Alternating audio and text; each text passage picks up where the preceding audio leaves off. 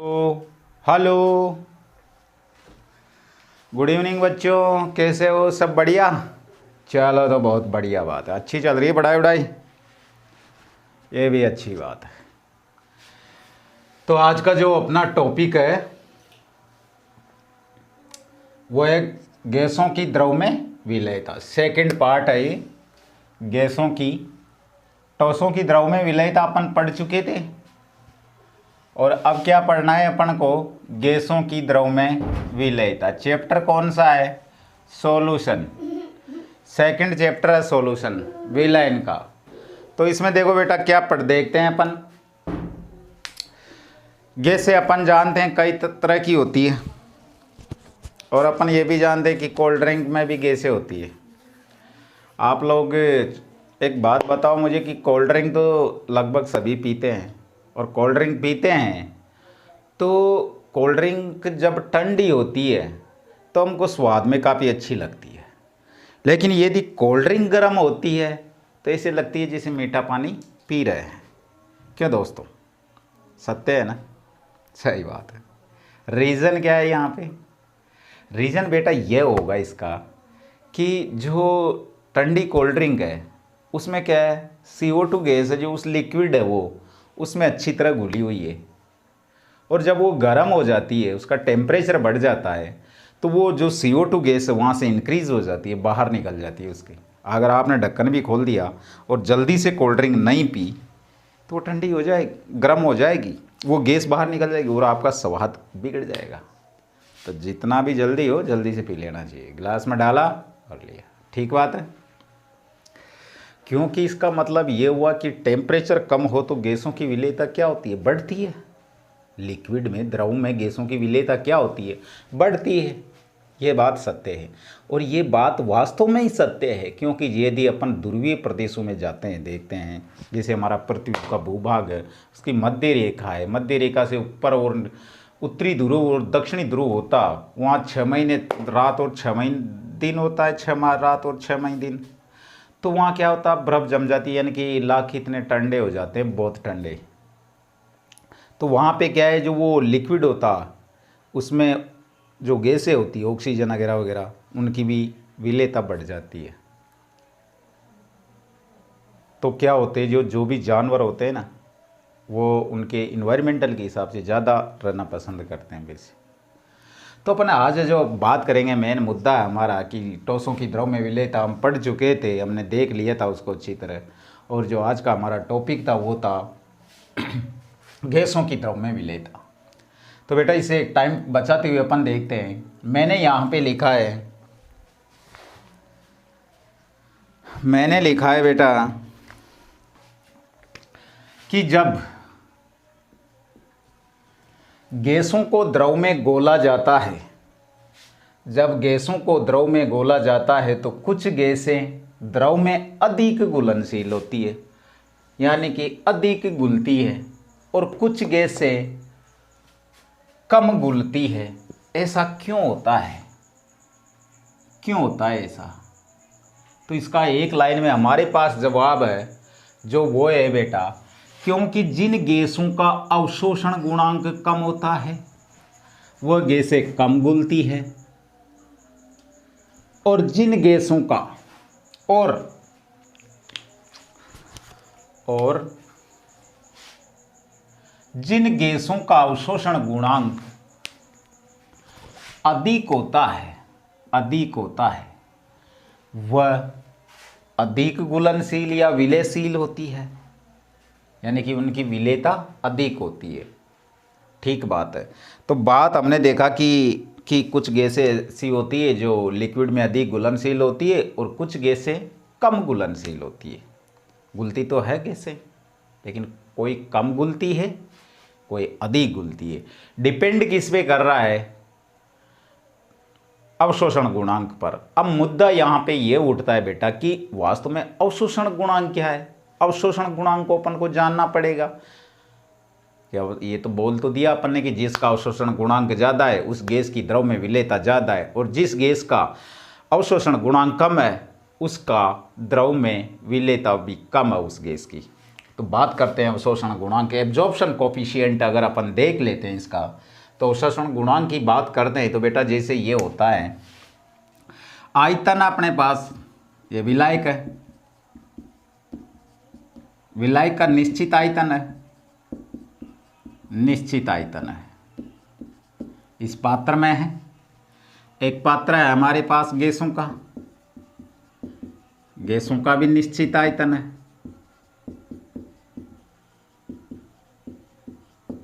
तो मैं ये गैसों का निश्चित आयतन इस विलायक के निश्चित आयतन में घुलना ही क्या होता है, अवशोषण गुणांक होता है। अब तुम इसे 1 लीटर मानो या मिलीलीटर मानो, दोनों को किसी में मानो, वो आपकी सुविधा है। तो मैं ये कह सकता हूं कि किसी निश्चित विलायक के आयतन में घुली हुई गैस का निश्चित आयतन एनटीपी पर सामान्य ताप दाब पर, एनटीपी पर सामान्य ताप दाब पर अवशोषण गुणांक कहलाता है। लिख दूं या लिखवा दूं बेटा? चलो तो लिख लो। देखो इधर, किसी विलायक, किसी निश्चित विलायक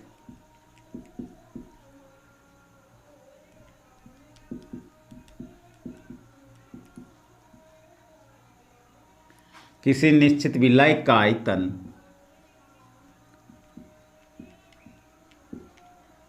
क्या कर लो बेटा, यार किसी निश्चित विलायक के आयतन में घुली हुई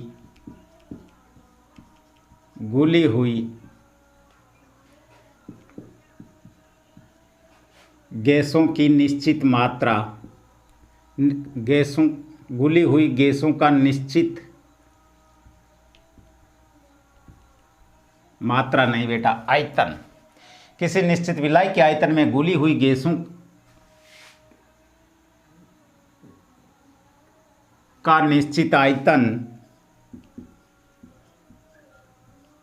एनटीपी पर, आप यहां यह भी लिख सकते हो सामान्य ताप दाब पर,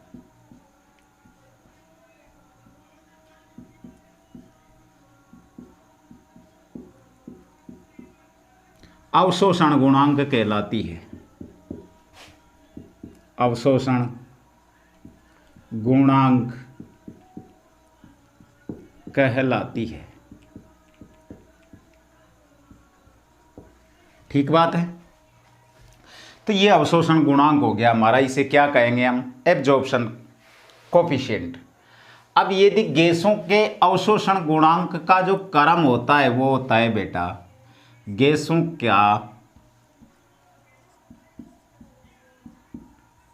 के अवशोषण गुणांक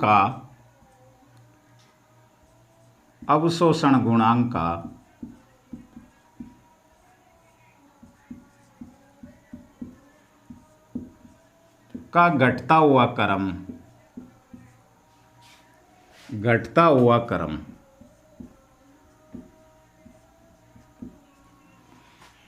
यह होता है बेटा NH3 HCl SO2 H2S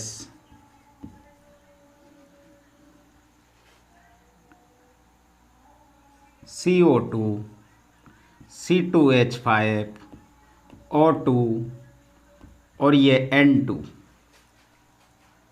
ये C2H2 है बेटा, एथाइन। ये क्या लिखा अपन ने, ये ऑर्डर है बेटा गैसों के अवशोषण गुणांक का घटता हुआ क्रम है। अमोनिया हाइड्रोक्लोराइड, ये SO2 H2S और CO2 और C2H2 और O2N2, यानी कि गैसें इस मात्रा में इसका अवशोषण गुणांक अधिक है, लिक्विड में अधिक विलेयशील होगी, फिर ये उससे कम विलेयशील है, फिर ये उससे कम विलेयशील है, फिर ये उससे कम विलेयशील है, फिर ये उससे कम विलेयशील है। ऐसे इनका ऑर्डर जैसे जैसे अवशोषण गुणांक घटता जाता है तो इसकी विलेयता भी घटती जाती है। ठीक बात है, ठीक बात है। आगे बढ़ते हैं, हेडिंग डालो आप। इसे इम्पोर्टेंट भी कर लो। और गैसों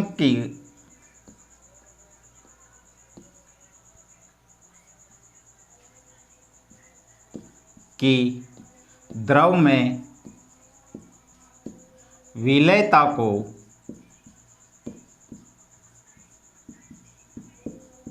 प्रभावित करने वाले कारक, प्रभावित करने वाले कारक।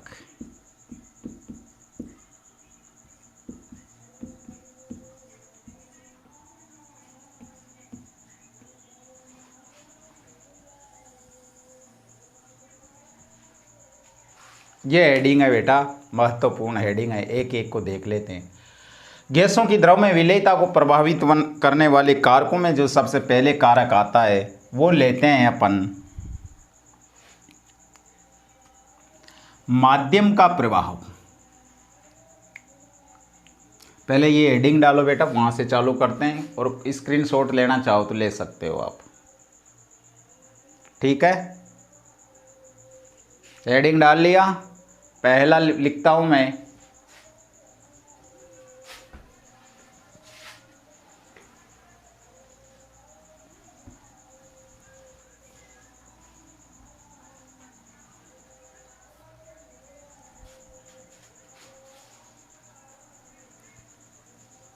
देखो बेटा,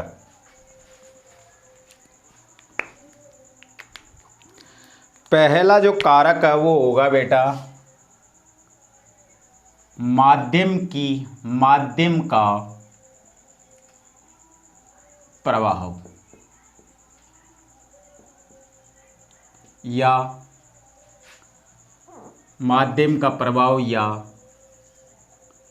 विलायक की प्रकृति, विलायक की प्रकृति।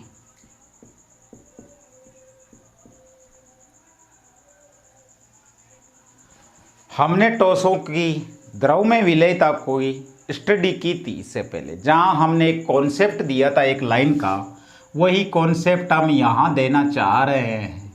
वो कॉन्सेप्ट है बेटा कि समान समान को घोलता है, समान समान को घोलता है।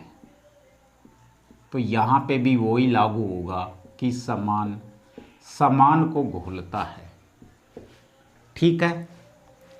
तो क्या लफड़ा है ये समान समान वाला, अध्रुवीय और ध्रुवीय। पहले लेता हूं मैं बेटा अध्रुवीय,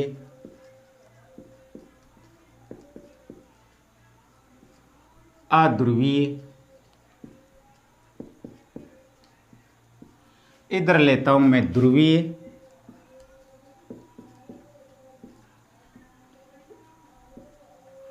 ध्रुवीय। ये बात हमने लिखी। अब बेटा हमारे पास जो ये बात है ध्रुवीय अध्रुवीय की, इसमें क्या होता है देखो, अध्रुवीय कौन से होते हैं और ध्रुवीय कौन से होते हैं ये आप अच्छी तरह जानते हो। ध्रुवीय कौन से होते हैं और अध्रुवीय कौन से होते हैं ये बात आप अच्छी तरह जानते हो। ध्रुवीय की पहचान या तो आप द्विध्रुव आघूर्ण निकाल लीजिए उसका, यदि उसका डाइपोल मोमेंट 0 आ जाता है तो वो क्या है, ध्रुवीय होगा, सॉरी अध्रुवीय होगा, नॉन पोलर होगा। और यदि उसका डाइपोल मोमेंट 0 नहीं आता है तो वो ध्रुवीय होगा, यानी कि पोलर होगा। तो इसे अगर आपको चेक करना है ज़्यादा तो मैंने YouTube पर ही इसी चैनल में जो GIOC डाली है उसका शायद 13वां 14वां पार्ट ये है, वहाँ से आप इसे पढ़ सकते हो। लेकिन अगर सामान्य तौर पर भी इसकी जानकारी रखें अपन तो ध्रुवीय की पहचान में थोड़ी सी बता देता हूँ, आप लोग जानते होंगे इसको, ऐसी बात नहीं है। ध्रुवीय की पहचान कैसे करनी है, केंद्रीय परमाणु के पास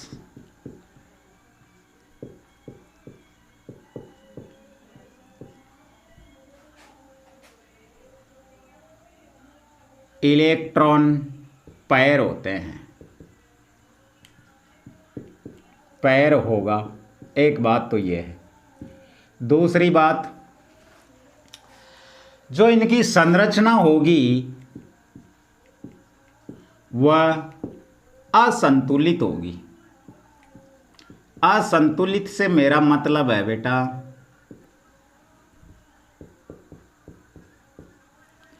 जैसे NH3 है, अमोनिया, ये लोन पेयर रहा। अब लोन पेयर है तो इसकी संरचना भी क्या होती है, पायरामिडल हो जाती है, पिरामिडीय हो जाती है। H2O है मेरे पास, यह हाइड्रोजन, यह हाइड्रोजन, तो क्या होगा, इसकी भी संरचना बिगड़ जाती है। तो मैं ये कह सकता हूँ संरचना असंतुलित होगी। और दूसरी बात क्या होगा, जो यह है मतलब कोणीय संरचना होगी, कोणीय संरचना होगी। ठीक बात। एक बात आप ये भी लिख सकते हो कि अणु के परमाणु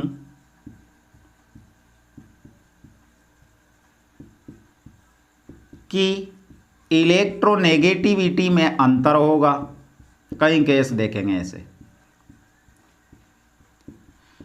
तो ये मोटी मोटी बात हमने की है कि इससे तुम इसे आसानी से पहचान सकते हो। जिन बच्चों ने जीआईओसी नहीं पढ़ी है उन बच्चों के लिए एक कॉन्सेप्ट है, जो इनको जीआईओसी पढ़ी है जिन्होंने, वो आराम से निकाल लेते हैं। तो ये बात आई हमारे पास अध्रुवीय और अध्रुवीय। अब मैं बात, हमारा कॉन्सेप्ट था कि समान समान को बोलता है। अध्रुवीय जो गैसें होगी वो अध्रुवीय लिक्विड में आसानी से घुलेगी या ज़्यादा घुलेगी, लेकिन वो ध्रुवीय में नहीं घुलेगी, या कम घुलेगी या आंशिक घुलेगी। एक बात ये हुई। एक बात यह है कि जो ध्रुवीय गैसें हैं वो ध्रुवीय विलायक में ज़्यादा घुलेगी, अधिक विलयशील होगी, लेकिन ध्रुवीय गैसें अध्रुवीय विलायक में नहीं घुलेगी।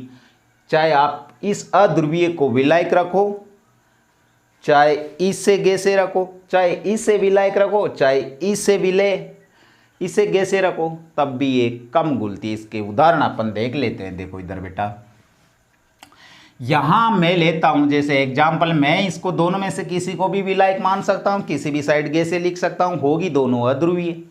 मैंने विलायक मान लिया, मानो ये विलायक है, नॉन पोलर। और ये क्या है बेटा, गैस है या विलय बोल सकते हैं इसे। ठीक है, गैस है या अध्रुवीय गैस है। अध्रुवीय गैस कौन सी होती है, जो अध्रुवीय अणु से मिलती है, जैसे O2 N2 अध्रुवीय अणु से बनती है। कौन सी, अध्रुवीय गैसें। ये विलायक है मेरे पास अध्रुवीय। मान लो मैंने बेंजीन ले लेता हूं मैं। बेंजीन होता है बेटा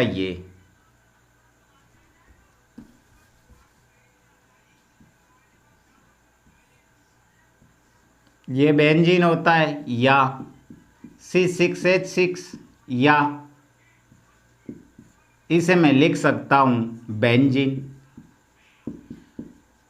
अब देखो यहां पे ये बेंजीन है जो इनमें से किसी का भी पालन नहीं कर रहा है, इसलिए ही तो ये अध्रुवीय में आ गया। अगर इनमें से किसी एक भी प्रॉपर्टी नजर आती उसमें तो बेटा तो वो ध्रुवीय हो जाता। यहां पे ये O2N2 है, जैसे O2N2 कैसी होती है, ONN। क्या आपको इनमें ये प्रॉपर्टी नजर आ रही है, किसी में भी नहीं आ रही। इसलिए कौन सी गैसें हैं, अध्रुवीय गैसें हैं। H2 ले लो, कौन सी गैस है, अध्रुवीय गैस है। तो ये ध्यान रखने वाली बात। अब तो ठीक बात है ये। अब मेरा क्वेश्चन है बेटा, जो ये गैस है अध्रुवीय अणु से बनती है, अध्रुवीय गैसें। ठीक है। तो ये जो गैसें होगी ये इसमें क्या होगी, अधिक घुलनशील होगी, अधिक घुलनशील होगी। ठीक, यहां पे देख लेते हैं ध्रुवीय गैसें, मान लो इसमें से वही किसी को एक को मैं विलायक मान लेता हूं जो लिक्विड है यहां, और इसे क्या मान लेता हूं, विलेय मान लेता हूं। उदाहरण के तौर पर यहां विलायक में ध्रुवीय विलायक लेना है मुझे, मान लो मैं जल ले लेता हूं। जल क्या होता है, अध्रुवीय है या ध्रुवीय, ध्रुवीय होता है। अब विलेय में जैसे मैं क्या ले लेता हूं बेटा, वो देखो आप इधर NH3 ले लिया मैंने, ध्रुवीय है। एक और ले लिया HCl ले लिया, तो ये क्या है, ध्रुवीय गैस है जो ध्रुवीय अणुओं से बनती है, ध्रुवीय अणुओं से बनती है। ठीक है। अब मेरा ये बोल रहा हूं मैं कि ये जो अध्रुवीय गैस हैं सॉरी, वह ध्रुवीय विलायक में अधिक विलयशील है या अधिक घुलनशील है।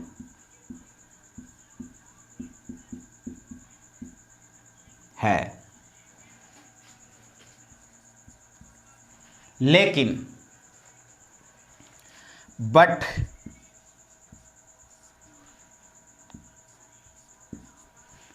इसका विपरीत सत्य नहीं है। अब उसको कैसे लिखना है वो देख लो, इसका विपरीत सत्य कैसे नहीं है। अध्रुवीय विलायक में, अध्रुवीय विलायक में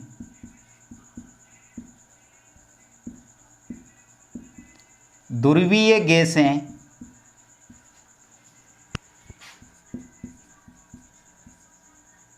और ध्रुवीय विलायक में,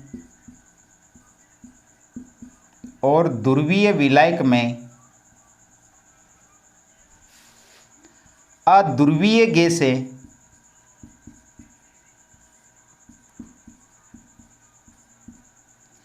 कम घुलनशील है या आंशिक घुलनशील है,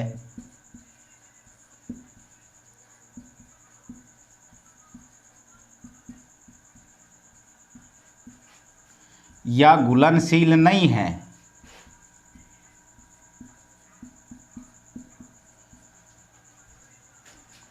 नहीं होती है।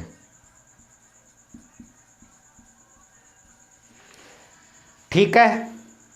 तो क्या पढ़ा हमने कि समान समान को घोलता है। अध्रुवीय में अध्रुवीय आसानी से घुल जाती है, ध्रुवीय ध्रुवीय में आसानी से घुल जाती है, लेकिन अध्रुवीय ध्रुवीय में नहीं घुलती और ध्रुवीय अध्रुवीय में नहीं घुलता। ये बात सत्य है। इसका स्क्रीनशॉट लीजिए आप। आगे बढ़ता हूं मैं।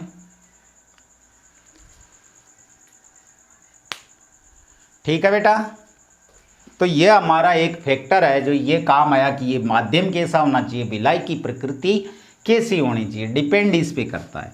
अगला जो हेडिंग आता है वो है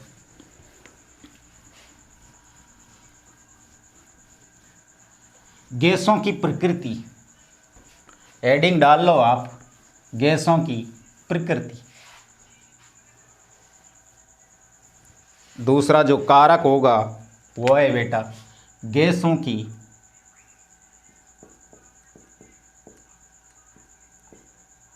प्रकृति।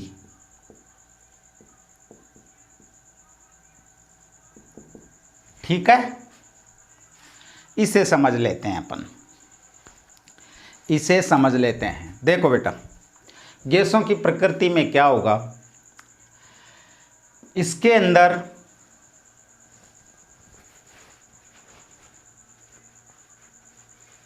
जो गैसें हैं वो द्रव में विलयता को पढ़ने के हिसाब से देखते हैं अपन। तो कुछ गैसें तो द्रव के साथ क्रिया करती है, लेकिन कुछ गैसें ऐसी होती है जो द्रव के साथ क्रिया नहीं करती है। कुछ गैसें द्रव के साथ क्रिया करती है, लेकिन कुछ गैसें द्रव के साथ क्रिया नहीं करती है।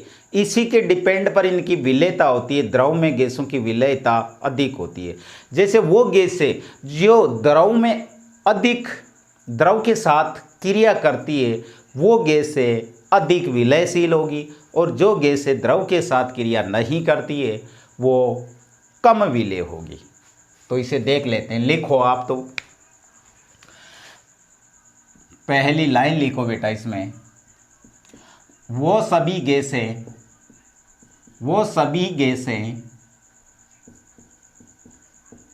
जो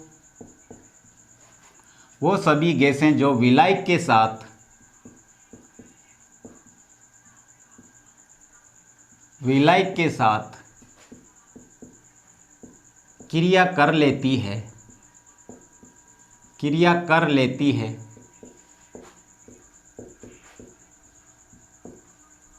उनकी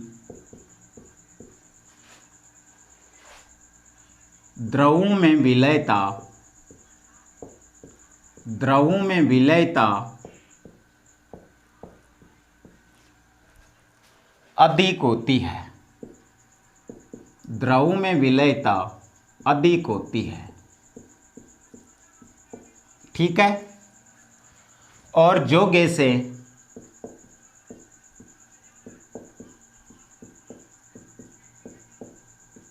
क्रिया नहीं करती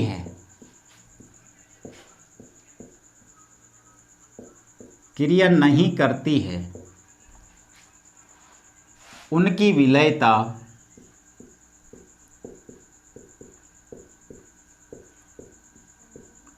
कम होती है, ठीक बात है। ये हमारे पास हुई। अब बेटा जो हमने ये बात की कि क्रिया तो कर लेती है वो लिक्विड के साथ, लेकिन जैसे जो गैसें लिक्विड के साथ क्रिया कर लेती है, विलायक सॉल्वेंट के साथ क्रिया कर लेती है, उन गैसों में जो प्रोसेस है वो विलेयता को कैसे बढ़ा देता है, इस बात पर हमारा ध्यान जाना चाहिए। देखो सुनो बेटा, जब वो क्रिया करती है कौन गैस है उस विलायक के साथ, तो वो गैसें क्या होती है बेटा, आयनों में टूट जाती है, और आयनों में टूटने से उन आयनों का आसानी से द्रवीकरण हो जाता है, और द्रवीकरण होने से वो लिक्विड के अंदर अच्छी तरह घुल जाते हैं और उसकी विलेयता बढ़ जाती है। तो इसे लिखाने की आप लिख सकते हो, लिखना चाहो तो, लेकिन इसे सुन लो केवल, कोई ज़रूरी नहीं है, ठीक बात है। यानी कि गैसें आयनों में टूट जाती है और उसका द्रवीकरण बढ़ जाता है। द्रवीकरण बढ़ने से द्रव की गैसों में विलेयता भी बढ़ जाती है, ठीक बात है। देखें, समझते हैं इसे एग्जाम्पल से।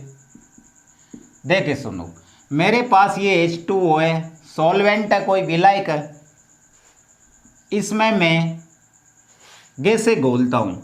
ये गैस घोली मैंने NH3, और आपको बताना है, चलो क्वेश्चन के रूप में लिखो आप। तो निम्न में से कौन सा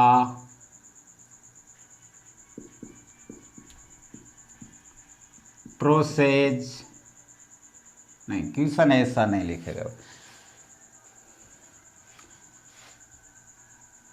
निम्न में से कौन सी समीकरण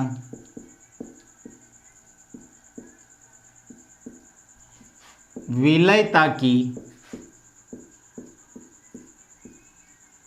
सबसे कम मात्रा को बताती है,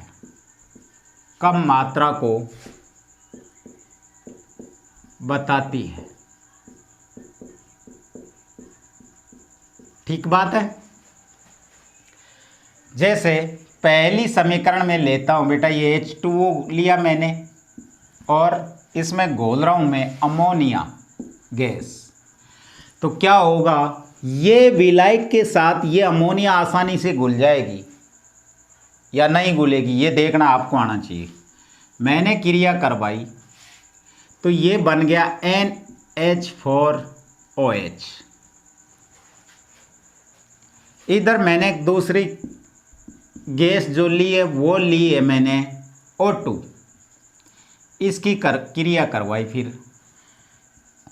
फिर मैंने H2O के साथ लिया है बेटा HCl, इसकी क्रिया करवाई मैंने। फिर लिया मैंने H2O के साथ CO2। तो ये जो विलायक तो मैंने एक ही रखा है सारा, लेकिन बेटा इधर जो गैसें हैं वो आपको पकड़ में आना चाहिए कौन सी ध्रुवीय गैस है और कौन सी अध्रुवीय गैस है। हम जानते हैं कि समान को घोलता है, इससे पहले वाले कॉन्सेप्ट पे हम पढ़ चुके हैं ये बात। तो यहाँ पे जो ये ध्रुवीय विलायक है तो ये भी ध्रुवीय गैस है, और ये आयनों में कैसे टूटेगी वो भी देख लो। NH4+ OH-, इधर इसको बाद में करेंगे अपन। यहाँ पे देखो H3O+, और ये Cl, ये आयनों में टूट गई। इधर देखो H2CO3 कार्बोनिक एसिड बन गया, मतलब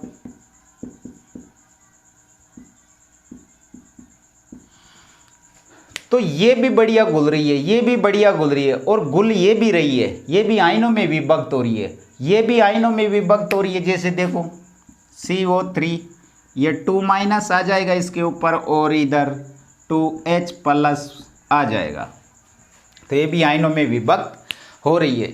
ये भी अच्छी घुल रही है, ये भी अच्छी घुल रही है, ये भी अच्छी घुल रही है। तो सबसे कम कौन सी घुल रही है बेटा? ये नहीं घुल रही है। तो O2 की जल के अंदर घुलनशीलता सबसे कम होगी। बात समझ में आई? ये देखा हमने यहाँ से। और जहाँ आयनीकरण हो रहा है या आयनीकरण होगा तो ये ध्रुवीकरण भी आसानी से होगा।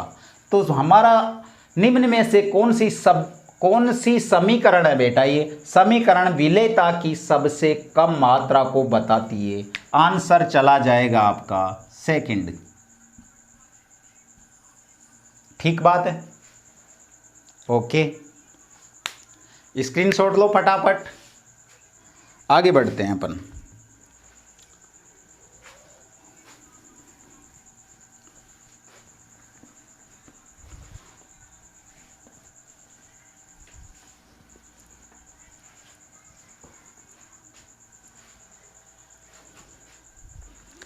तीसरा पॉइंट जो कारक अपने पास वो आ जाता है टेम्परेचर का प्रभाव।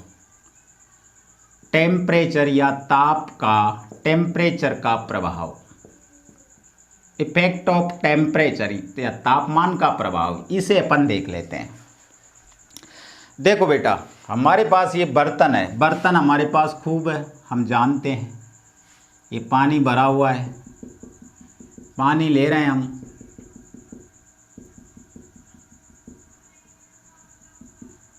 क्या है बेटा? जल। क्या है ये? जल। अब मैं क्या करता हूं, इसको गर्म करता हूं। गर्म किया मैंने।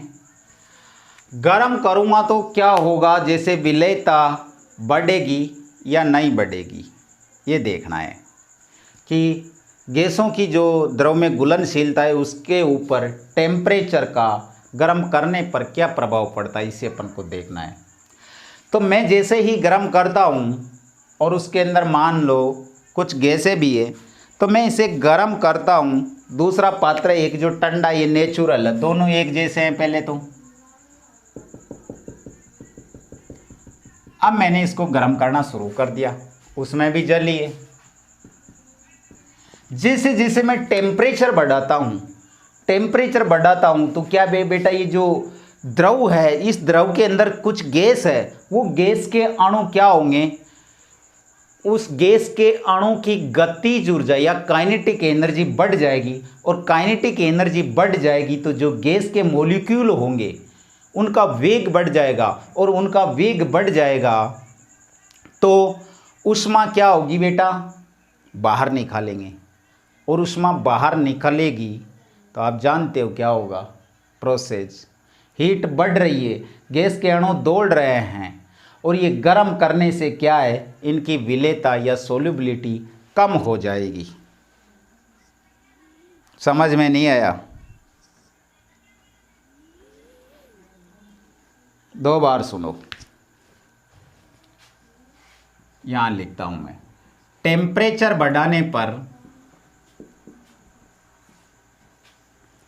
टेम्परेचर बढ़ाने पर गैसों की विलयता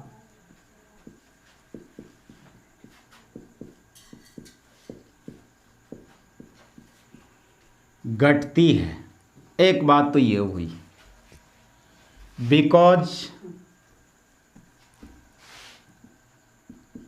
क्योंकि काइनेटिक एनर्जी या गतिज ऊर्जा बढ़ जाती है।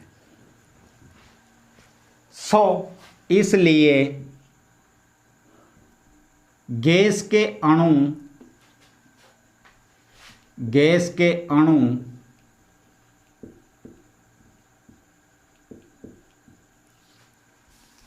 का वेग बढ़ जाता है,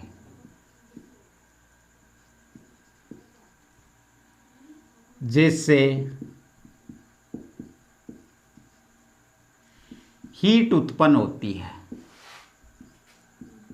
ऊष्मा उत्पन्न होती है।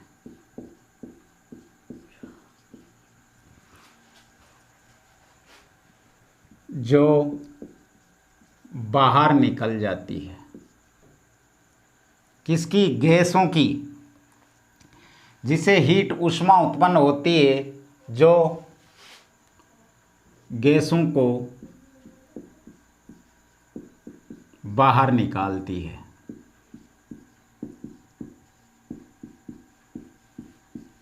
तो विलयता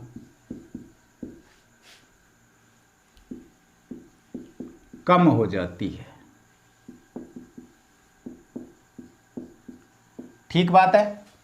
टेम्परेचर बढ़ेगा, गैसों की विलयता घटेगी, क्योंकि काइनेटिक एनर्जी बढ़ जाएगी, इसलिए गैस के अणु का वेग बढ़ जाएगा, जिससे हीट उत्पन्न होगी जो गैसों को बाहर निकालती है। तो विलयता कम हो जाती है। ठीक बात है बेटा। अब क्या होता है, जैसे मेरे पास एक प्रोसेस है। अब यदि जो गैसों का घुलना है लिक्विड में, वो कौन सा प्रोसेस होता है? ऊष्माक्षेपी प्रोसेस होता है। जैसे देखो, ये H2O है और ये मेरे पास क्या है? NH3। रिएक्शन कर लेगा, रिएक्शन करके ये क्या बना लेगा? अमोनियम हाइड्रोक्साइड बना लेगा, और क्या निकाल देगा? हीट निकाल देगा, हीट निकाल देगा। हीट निकल रही है तो ऊष्मा क्या हो रही है बेटा? कौन सा प्रक्रम होगा? एक्जोथर्मिक प्रोसेस, मतलब ऊष्माक्षेपी प्रक्रिया होगी, ऊष्माक्षेपी प्रक्रिया होगी। ठीक है। जैसे ही मैं इससे ऊष्मा निकलती है तो ये दोनों एक हो जाते हैं। जैसे अभी ये मेरे पास अमोनिया हाइड्रोक्साइड का सॉल्यूशन है और इसमें से ऊष्मा बाहर निकलेगी तो ये बर्तन क्या होगा बेटा? ठंडा होगा। गर्म किया था पहले, ये क्या होगा? ठंडा होगा। और ठंडा होगा तो हीट तो बाहर निकल रही है और इसकी विलेयता क्या हो रही है? बढ़ रही है। ठीक है, विलेयता बढ़ रही है। यदि इसका उल्टा, इसको ऊष्मा दिया जाए, इसको गर्म किया जाए, प्रोसेस ये था पहले, ठंडा करने पर, इसको यहां लिख लो, और गर्म करने पर इससे वापस उल्टा प्रोसेस होगा। अब उल्टा प्रोसेस होगा तो वापस ये क्या होगी? अलग अलग होने की कोशिश करेगी। ये प्रक्रम कौन सा होगा? एंडोथर्मिक प्रोसेस कहलाएगा ये। तो आपको एक बात ये समझनी है कि गैसों की द्रव में विलयता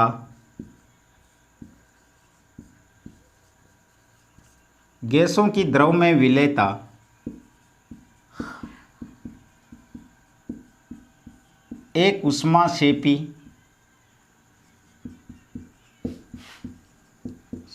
प्रक्रम है। ठीक है, लेकिन अपवाद है बेटा यहाँ पे, उसे याद रखना है आपको। हीलियम हाइड्रोजन गैसें ऊष्मा गैसों की विलयता